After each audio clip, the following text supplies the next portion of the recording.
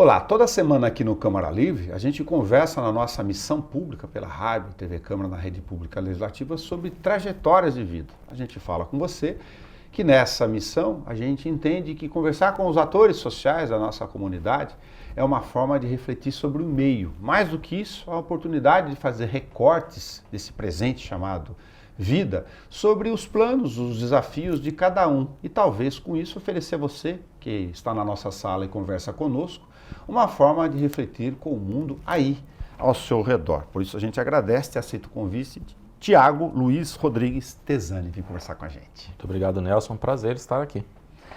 Tiago, você contou pra gente que é bauruense da Gema desde o início, lá com o senhor Luiz Aldo e a dona Ana, aqui com a sua irmã, vivendo na cidade. Agora o Jardim Guadalajara, o que está lá na sua origem, mais próximo desse período?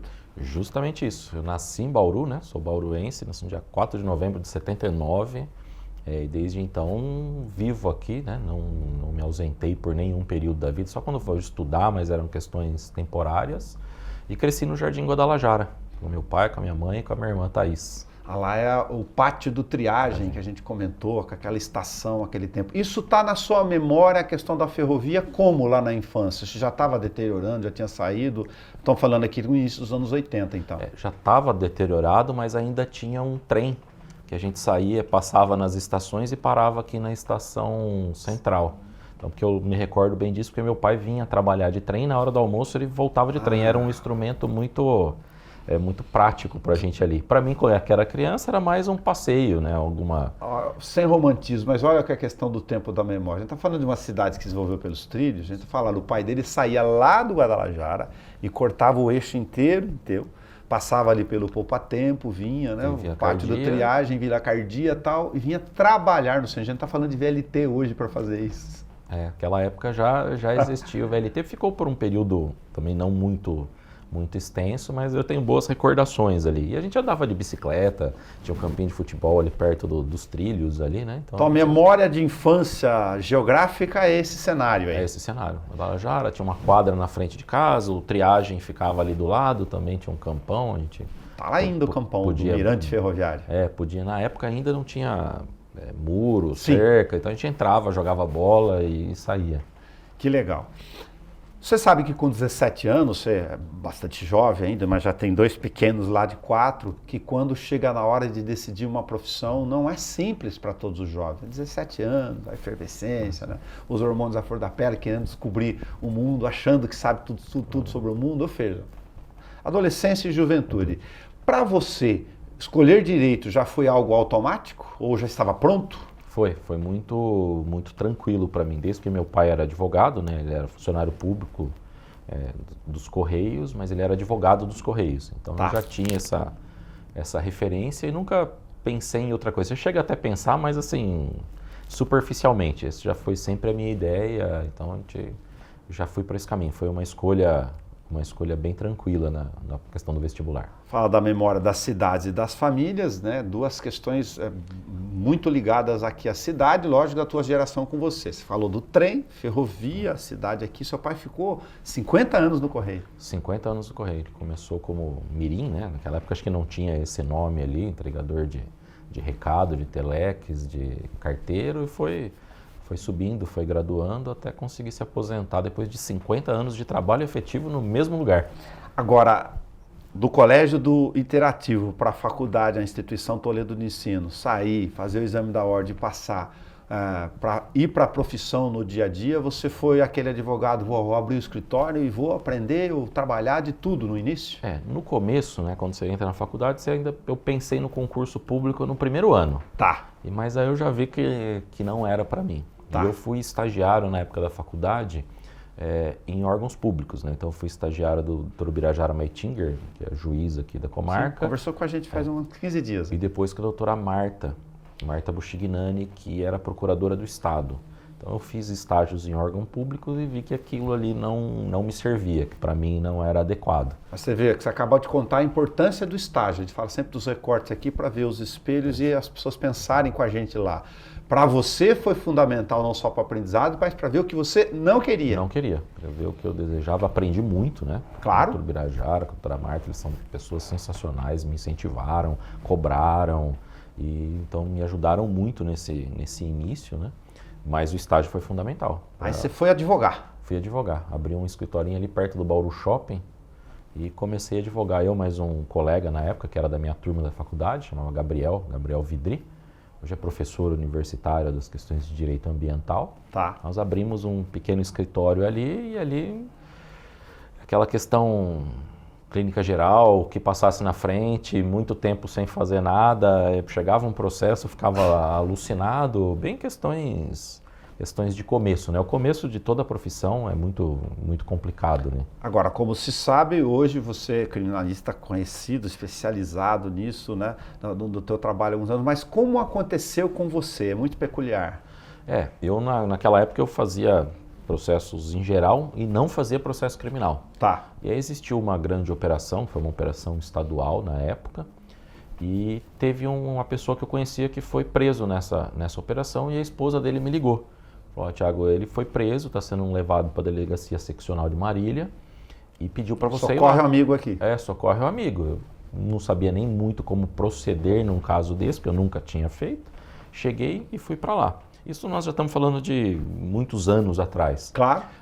E aí, naquela época, não tinha redes sociais, não tinha mídia, era uma questão bem diferente, né? Era rádio, TV e jornal. E eu cheguei lá, eu me deparei com uma cena assim que não era habitual, né? Tinha a Globo, a Record, o SBT, um monte de jornalista lá pendurado querendo frente. notícia. A hora que você parei, assim, que eu desci de gravatinha, todo mundo já veio, quem você está defendendo? O que está acontecendo? Por que eles foram presos?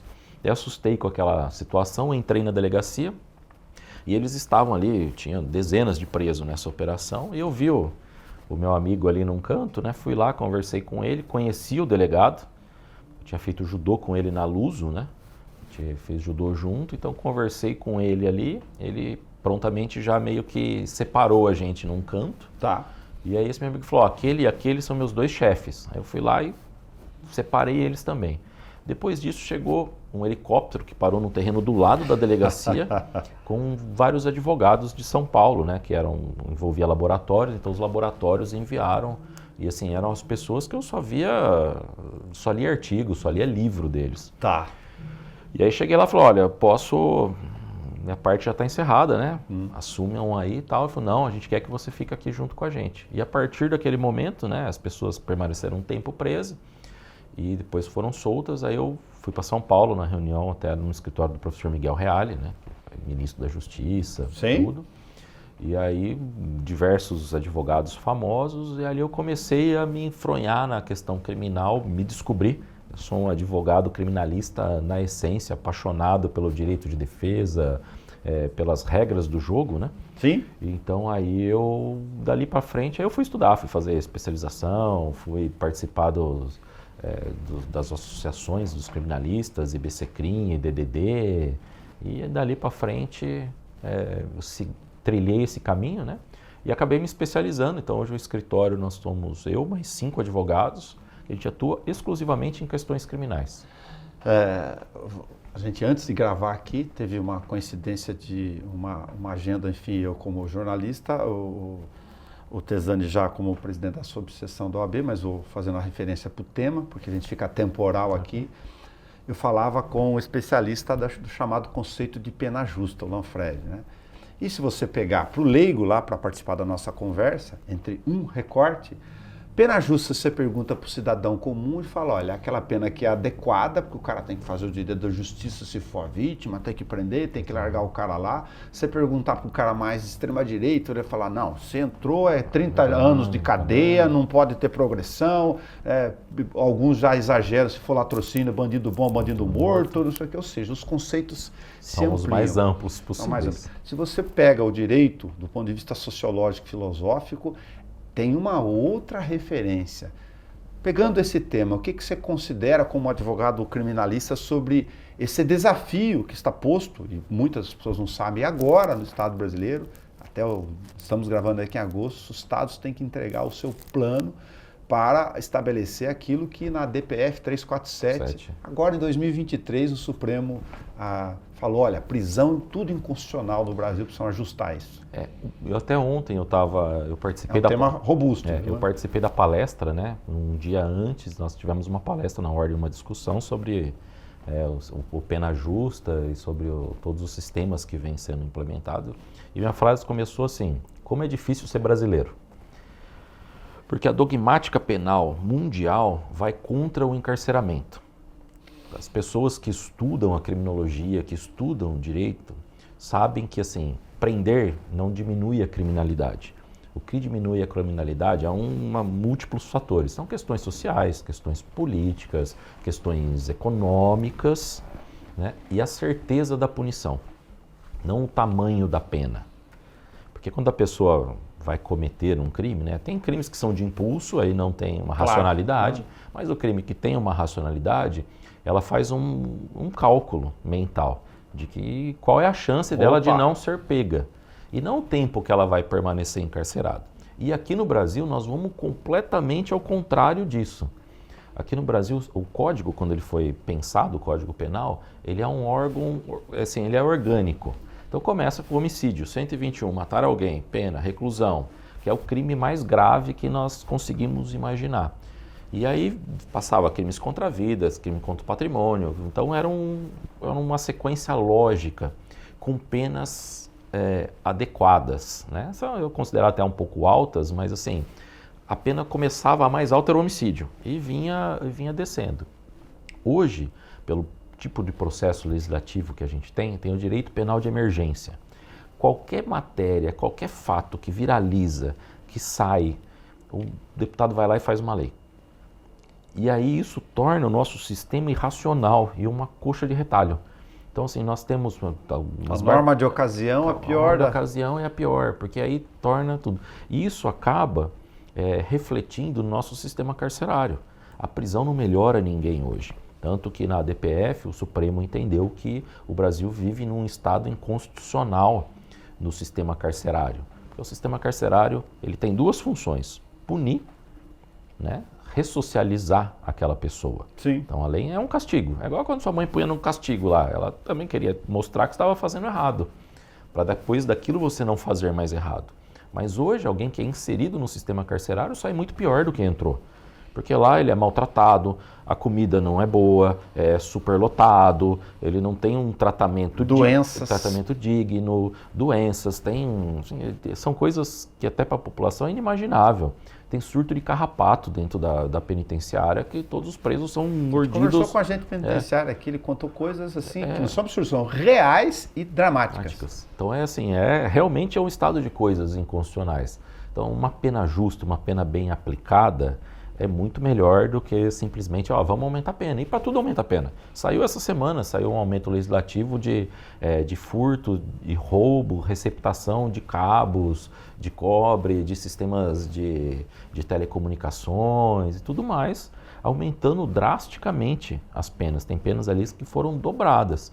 E isso não vai diminuir a criminalidade desse tipo de produto, porque esse tipo de produto está ligado, primeiro, à questão social, principalmente ao uso do crack, a dependência química. Então é um problema mais de saúde até do que criminal. A regulação dos ferros velhos, que é pela legislação municipal e não por uma criminalização. Isso que eu ia falar, porém, ao contrário do senso comum, que é prender lá, mas a gente tem uma legislação que notifica e deixa o ferro velho de madrugada aberto. Tá alimentando a ponta. É muito mais fácil resolver com um regulamento municipal. Fecha lá, porque ele vai ser exceção. Fechando o ferro velho ou fiscalizando o ferro velho, que aí não tem para onde o cara desovar isso, aí acaba diminuindo a criminalidade. Então a criminalidade é um processo, mas infelizmente hoje a mentalidade, assim, eu acho que da maioria, sim, é com relação ao encarceramento. Prende, quanto mais tempo fica lá, até o próprio sistema de progressão de pena, que a pessoa, dependendo do tamanho da pena, ela começa no regime fechado. Ela cumpriria um lapso desse fechado, ela progrediria para o semiaberto. Aí o semiaberto não é que ele está na rua. O semiaberto ele só tem a possibilidade de trabalhar, assim, as partes da segurança são menos menos rigorosas, são um Sim. pouco mais brandas, mas é uma cadeia e é ruim, é uma cadeia bem ruim, não é que ele está ali numa colônia de férias, é bem complicado estar no semiaberto. Há saidinhas, que é justamente para ver se a pessoa tem condição de voltar à sociedade, se ela... Porque, pô, você está preso, você tem que sair, depois você tem que voltar espontaneamente. E aí pega-se casos isolados e viralizam esses casos como se a saidinha fosse o problema. Mas fez um estudo, o próprio Lancor me falou isso, eles fizeram um estudo pelo CNJ, não de processos, mas de boletins de ocorrência. E não muda durante a saidinha. É a mesma régua, o mesmo número de ocorrências registradas quando tem saidinha ou quando não tem saidinha. Então é uma falsa sensação de que aquilo causa um agravamento. Aí você vê a ciência social fora, as redes atrapalharam muito, né? As pessoas, enfim, descompromissadas com essa ideia de coisa social aqui. O percentual de infrações é muito pequeno diante do número de... Eu sei que é horrível, alguém vai ficar bravo ouvindo a gente do lado de lá, mas é real, isso é o dado concreto. Então, e nós precisamos conversar e discutir sobre isso, porque hoje, infelizmente, muito é paixão, não é racionalidade, né? As pessoas acabaram transformando o debate político, o debate de ideias em paixões. Sim. E isso é extremamente nocivo. Todos os lados têm um pouco de razão e um pouco não tem razão. Então, cabe a conversa para tentar chegar no equilíbrio, ou na melhor proposta, né? Não existe proposta perfeita, mas existe a melhor proposta. Então, Pegando um outro braço desse importante tema que você está falando, que é a ideia de crime aqui no sentido de convulsão social, econômica, de saúde, mental, psicológica, já é um grande tema, né? A gente olha o advogado criminalista só como o cara lá do fato crime em si, e é uma ciência social gigantesca. No mesmo encontro de ontem, o professor, que é colega de vocês, lógico, falando lá da execução penal, falou, olha, está entrando muito jovem de 18 anos aqui, não é mais Fundação Casa Febem, que ele está pego lá na biqueira porque o crime organizado não quer ter o comércio do bairro mais da biqueira, e a sociedade não está entendendo isso. Agora esse moleque chega aqui, eu prefiro que ele se comprometa a ir num curso, ir numa formação, ir num treinamento, ir num estado de saúde para poder ver se ele larga a maconha dele, do que eu jogar ele lá no sistema penitenciário, palavras dele, e dar de presente para o crime organizado. Porque o Brasil ele prende muito e prende mal, né? E nós temos uma população carcerária que é quase 70% de negros e pardos jovens. Então, assim, o sistema judiciário deve se rever. Essa questão é uma questão até mais relacionada a preconceito. Então é difícil. A questão da pena realmente é uma questão extremamente complexa, né? Outros recortes. Quando o Tesani, o advogado, o cidadão da cidade, do Guadalajara, com o pai dos Correios, com os filhos gêmeos trabalhando aqui, a gente falava, você está, nesse momento, gravando conosco o presidente da Ordem no coração do Estado de São Paulo, né, subseção aqui, mas você já estava tentando discutir como modelo corporativo da categoria isso há um bom tempo, ou seja, participando de eleições. Isso, quando eu até acabei me enfronhando nessas questões criminais, eu frequentava muito São Paulo, abri uma filial em São Paulo, fiz muitos cursos, que naquela época não tinha uns cursos online, né? Então a gente ia para os cursos presenciais. E acabei ficando amigo do Toron, Alberto Zacarias Toron. E aí o Toron sempre foi muito envolvido com essas questões de OAB, e um dia ele chegou e falou, olha, eu vou ser candidato a seccional e a gente precisa conversar sobre a OAB de Bauru. Porque a OAB de Bauru já há algum tempo vem ali com sempre as mesmas pessoas, quase não tinha oposição. Tá? E aí, a partir dali, eu comecei a discutir e a trabalhar nessa questão da política interna da OAB. Formando um grupo aqui? Nós formamos um grupo naquela época, chamou até Grupo Participa, participamos daquela eleição, e também foi engraçado, porque tem um grande advogado de Bauru, chamado Evandro Dias Joaquim. Sim. E aí nós estávamos numa reunião lá no escritório e falamos, então nós vamos fazer o seguinte, vamos fazer uma votação aqui, aquele que ganhar a votação é o candidato a presidente, todo mundo tem que assumir, porque ser candidato a presidente é complicado, né? Sim. Eu tinha certeza que o Evandro ia ganhar. E aí politizado. E aí o Evandro veio e já tinha articulado para eu ganhar. Então, a primeira vez que eu me candidatei foi assim no susto, né? Então vamos participar, e começamos. E eu devo muito à advocacia. Minha vida é advocacia, minhas questões, meus grandes amigos. Assim, eu tenho aqueles amigos do Guadalajara, os amigos do Interativo, mas grandes amigos que eu fiz na carreira do judô, mas a advocacia. A advocacia me trouxe grandes amigos, grandes referências, grandes discussões, as questões financeiras, né? Eu devo tudo à advocacia. Então, de alguma forma, eu queria retribuir isso, né? E discutir o que é o papel da OAB, como ela podia melhorar, como ela não podia melhorar. E aí eu vim participando. Gradativamente nós fomos aumentando a nossa votação. E aí quando a doutora Patrícia Vanzolini acabou também quebrando essa oligarquia que existia no Estado, né? Que também o Estado... Durso, a turma. Durso, o Marcos, o próprio Caio, que era de Bauru, a doutora Patrícia vem, concorre como azarona e vence. Quando ela vence, ela põe uma gestão completamente diferente do que estava. Ela botou uma gestão muito mais democrática, muito mais tecnológica. Ela modernizou a OAB. Tá. E eu era ligado ao grupo da doutora Patrícia, na verdade até o próprio Leonardo Sica, que hoje é o presidente, que era vice da Patrícia. Tá. E aí eles me colocam de presidente do Tribunal de Ética. Porque a OAB ela tem várias funções. Aqui? Aqui. Dentro das funções... ela tem a regulação, a nossa autorregulação, que é feita através do Tribunal de Ética. Claro. E aqui em Bauru nós temos a 10ª turma do Tribunal de Ética, que ele pega uma região bem grande, vai de Botucatu a Lins de Avaré a Brotas. Tá. Então todas as subseções são subordinadas ao Tribunal de Ética. E aí eu sou lançado a essa função de presidente do Tribunal de Ética. Então eu fiquei 2 anos, a gestão seriam 3 anos, eu fiquei 2 anos e meio à frente do Tribunal de Ética aqui regional, e aí eu pedi o meu desligamento para concorrer à eleição da subseção. Não era obrigatório se desvincular do cargo, mas sempre foi uma crítica minha. Tá. Falou, a pessoa está no cargo e é candidato, acaba se utilizando indevidamente da máquina, ou se aproveitando da máquina para se lançar. Então aí eu descompatibilizei e me lancei candidato aqui junto com o professor Tiago Munaro de vice, Dr. Gilson, nosso tesoureiro, a Amanda Bassoli, a nossa secretária, e a Angélica Alcântara, nossa secretária adjunta. A chapa são formados por 5. E aí fizemos um movimento bem grande aqui, bem interessante, e conseguimos romper aquelas barreiras, aquela corrente e assumir a subseção.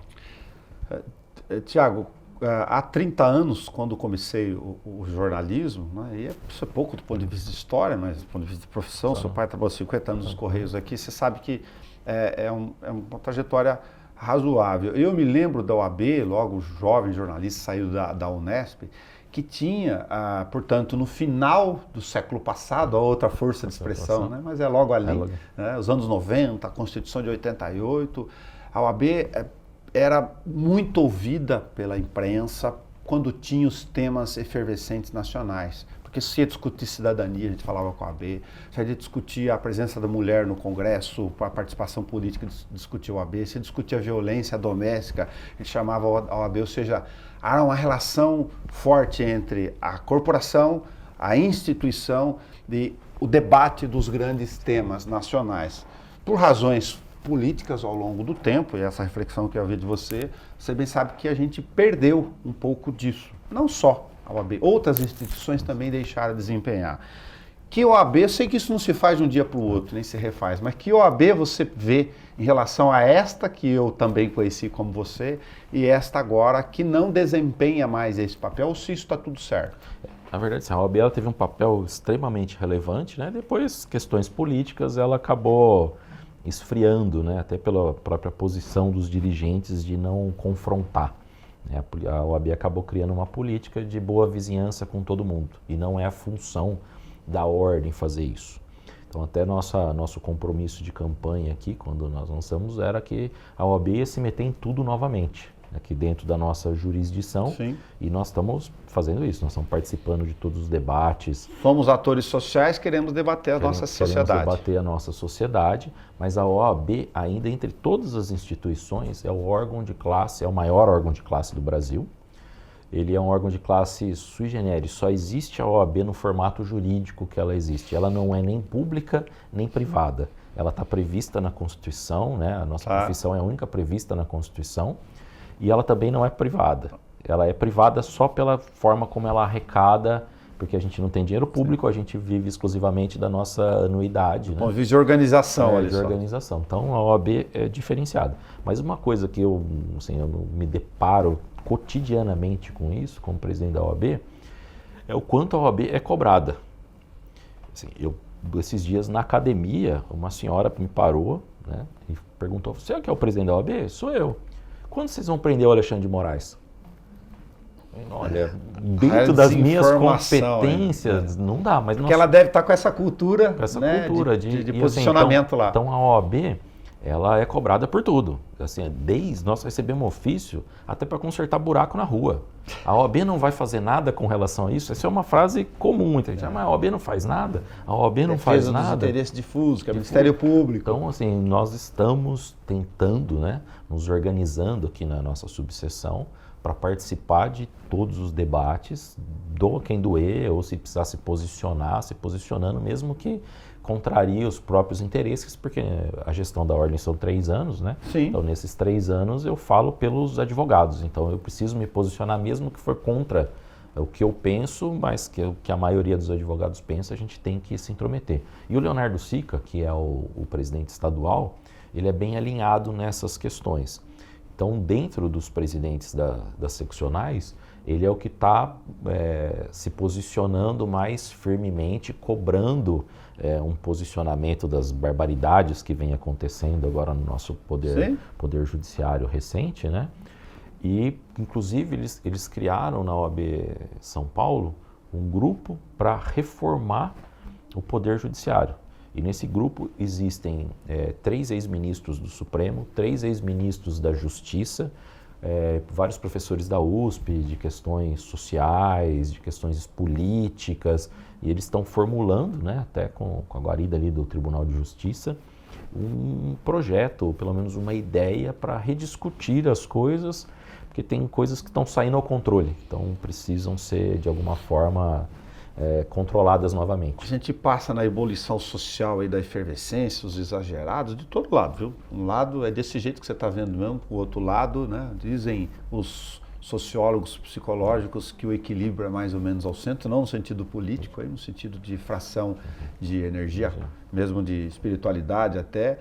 Agora, a gente não estava também habituado na escola, embora sejamos jovens ainda do ponto de vista de geração, a pensar que um juiz, a figura do magistrado, aí, independente da instância, que ele pudesse abrir o inquérito, presidir o inquérito, coordenar o inquérito, buscar as provas do meio e julgar depois ao final.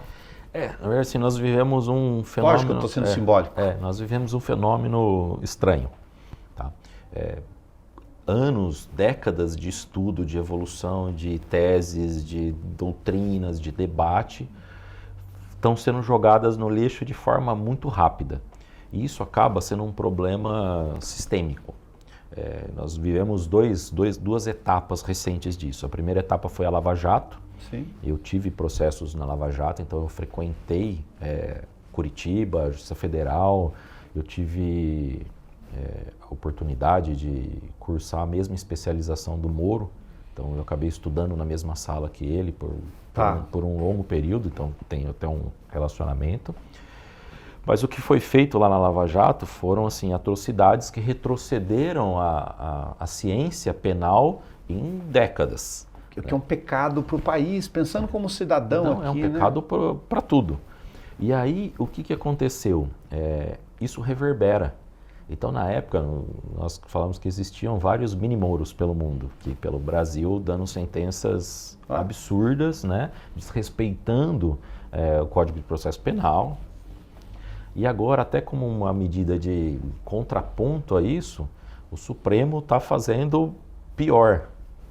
O Supremo está fazendo pior nessa questão de desrespeito às liberdades, respeito às prerrogativas dos advogados, respeito ao direito de defesa, desrespeito ao procedimento. Eles estão, especificamente, né, nesse processo, eles estão passando por cima de tudo. A gente está falando como cidadão aqui, eu vou fazer um parênteses. Olha a ideia do jornalismo onde vai como advogado, Tiago. A gente está conversando aqui sobre a ideia de que a regra do jogo e de tudo que estava sentado tem que valer. Não estamos defendendo o corrupto aqui, de jeito não. Não se confunda, porque senão a rede social lacra a gente lá fora, né?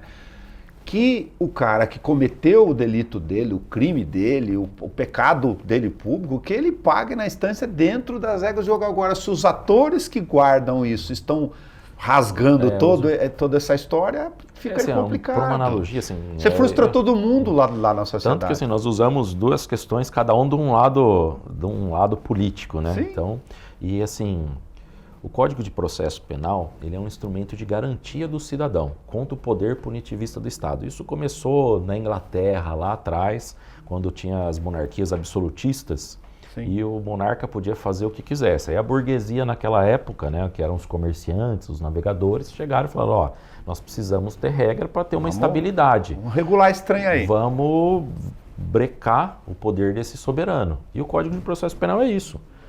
O Estado, ele tem a jurisdição de punir as pessoas criminalmente, né? Punir pessoalmente as pessoas. Então eles criaram-se as regras do jogo. É a mesma coisa num jogo de futebol, alguém pegar a bola com a mão e jogar para dentro do gol e o juiz validar gol.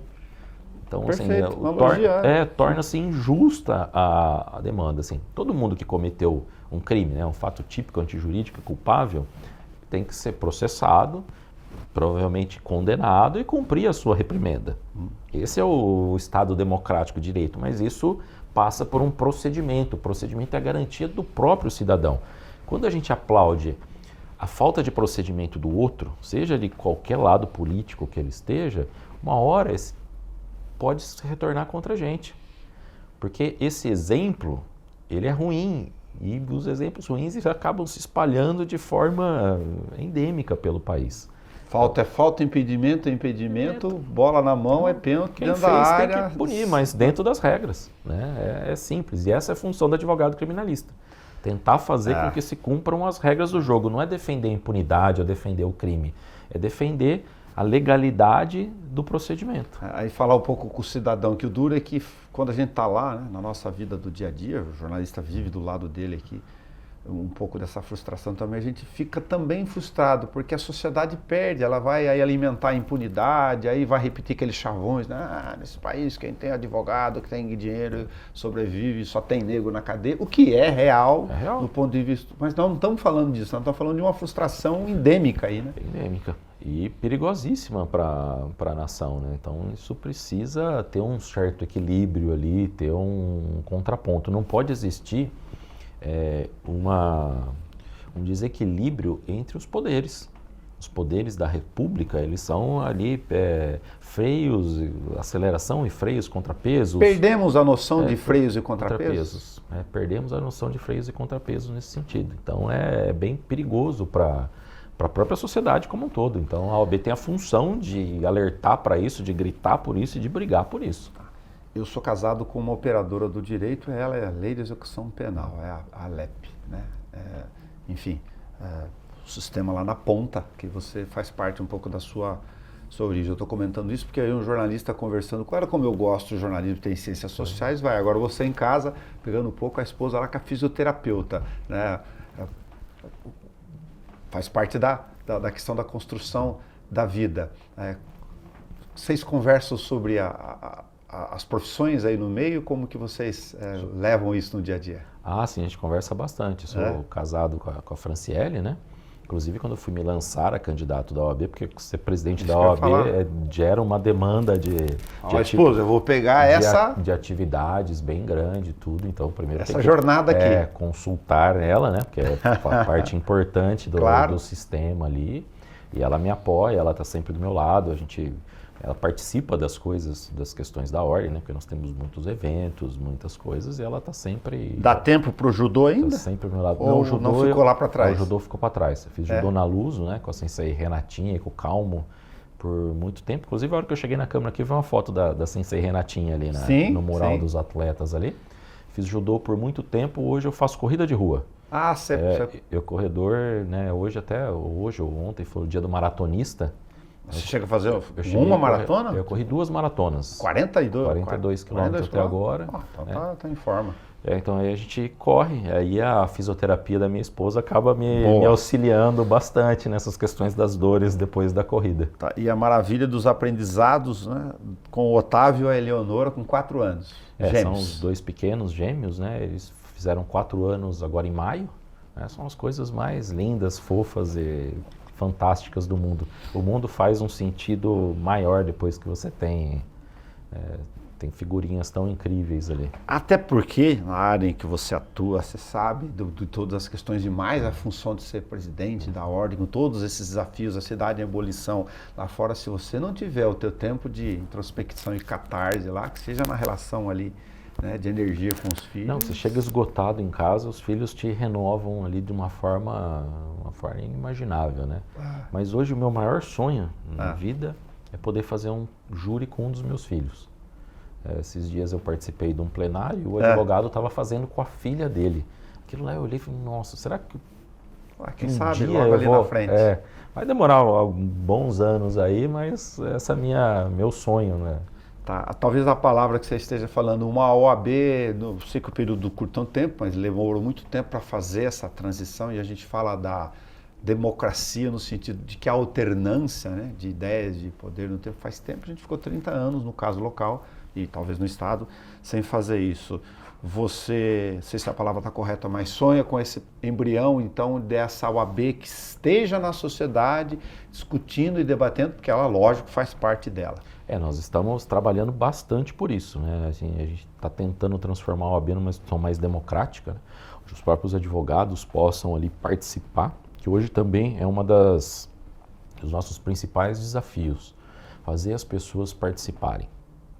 Muito se fala, muito se critica, muito se põe em rede social, mas trazer as pessoas, principalmente para eventos presenciais. Com a pandemia e com os processos eletrônicos, assim, quando eu era estagiário, a gente ia no fórum protocolar uma petição, tinha uma fila que chegava até a esquina de pessoas, de advogados, de estagiários esperando para fazer o seu protocolo. Aí você conversava, virava uma farofa. Só desse período, ia fazer jornalismo, pegava uma pauta dura e falava, corre no fórum, na Bela Vista, porque você encontrava todo mundo lá. Fazia uma farofa. Hoje você não tem mais esse contato, mano. Então, assim, uma das nossas propostas era mas diminuir drasticamente os eventos online para eventos presenciais, para que as pessoas conversem e participem, né? Então, ontem nós tivemos a primeira reunião do Conselho Gestor. Quando nós entramos, nós criamos um conselho para tomar as decisões mais sensíveis da OAB por votação direta. Então, todo mundo que é presidente, vice-presidente ou tem portaria de cargos dentro da subseção de Bauru tem direito a sentar no conselho, a falar e a votar. Então, ontem nós fizemos nossa primeira reunião, que é justamente para democracia. Quanto mais gente falando, mais ideias, melhor a gente chega no final. E assim, nós temos também as questões dos conselhos. A Câmara Municipal é uma grande parceira da OAB, né? Nós recebemos ofícios e convites para participar de todas as sessões públicas, as discussões. Os debates o tempo todo, né? Acabou de falar disso, os colegas aqui. E a gente nomeia e pede para representantes virem em todas as discussões. A Prefeitura também está nos demandando bastante dessas questões, né? O próprio Judiciário. Ontem a gente estava lá com o Dr. Davi, que é o diretor do fórum aqui de Bauru, também está sendo um grande... do Márcio. Está sendo um grande parceiro ali da OAB, das questões das demandas dos advogados, do que a gente pode melhorar, do que a gente pode fazer. Então nós estamos participando, discutindo e tentando fazer o melhor possível. Que legal, você vê a questão do tempo, né? Nós somos formados, embora, enfim, ainda no meio do caminho da árvore genealógica, do tempo de vida, aí no período analógico, passamos por essa revolução tecnológica aqui do meio eletrônico, e a gente está falando aqui de retomar o óbvio dos contatos humanos, como a gente está fazendo aqui agora, ao invés de ser tudo binário, tudo na linguagem eletrônica. O contato, o ser humano precisa do contato, né? Você se engrandece com isso. E a advocacia, que pese você fique ali no seu escritório, quanto mais gente você conhecer, quanto mais advogados você conhecer, quanto mais pessoas você se relacionar, mais fácil é o seu trabalho. Sim. Eu tenho já muitos anos aí de jornada, especialmente na questão criminal. Tem várias questões que chegam casos lá que você olha, E assim, os meus quadros lá no escritório, eu tenho 2 professores, pessoas com doutorado, Sim. e a gente senta a equipe lá e fala assim, olha, o que nós vamos fazer aqui? Vamos fazer sobre essa demanda. Daí eu falo, ó, eu tenho um amigo lá, vamos ligar para ele, vamos puxar aqui, vamos perguntar. Então, quanto mais pessoas você conhece, mais você tem essa rede, até uma própria rede de apoio, né? Então, a gente precisa disso para o trabalho. Nós temos muitas faculdades de direito, no sentido de números, os cursos, uma parte deles acabaram o EAD atrapalhando, não só no direito, na operação do direito, não é nada disso, não é tanto a formação de profissionais assim quanto se pensa, porque tem o recorte singular da profissão, que é a questão do exame da ordem. O que você pensa sobre essa questão? Assim, nós tivemos um fenômeno ali no começo acho que era no final da década de 90, né? Existiam poucos cursos jurídicos, né, no país e de repente virou uma epidemia de cursos jurídicos. Porque teve a democratização do ensino superior, que é uma questão salutar e muito boa, mas naquele momento ela foi feita de forma discriminada. E para abrir um curso de direito é muito fácil. Porque assim, naquela época principalmente, você precisava de uma biblioteca, de uma lousa e de um professor falando. Então era um curso barato e um curso que atrai muita gente.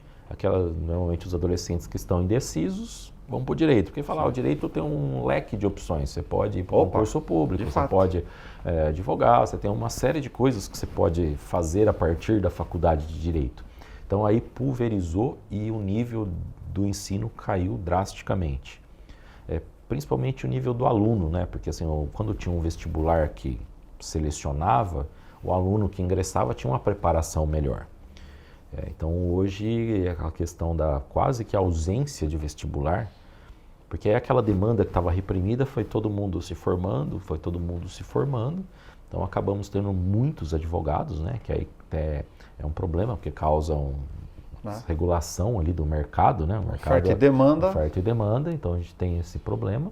E o nível das faculdades acabou caindo muito. O exame de ordem ele vem para tentar, de alguma forma, ali, estabelecer um mínimo, né, de padrão para a pessoa poder exercer a profissão.